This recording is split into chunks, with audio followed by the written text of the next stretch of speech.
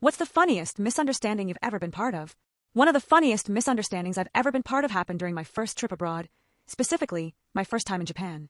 I had just arrived in Tokyo and, like most tourists, I was eager to explore the local food scene. On my second day, I wandered into a small ramen shop.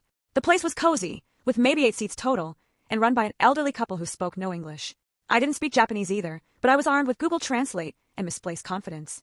I sat down, pointed at the menu, and proudly said, "Ramen, please." The old man smiled and nodded. Then he asked me something in Japanese. I panicked and opened my translation app. It translated his sentence as, "Do you want a big head?" I blinked. A big head?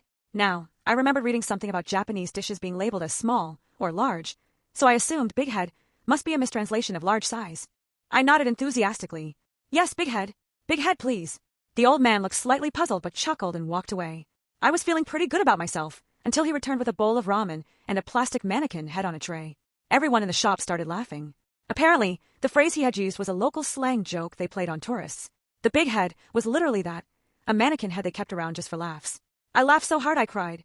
I later found out the real question he asked was probably whether I wanted a large portion, Amori. But the translator completely failed me. Ever since then, big head has become an inside joke with my friends. Every time we go out to eat, someone always asks, "You want a big head with that?"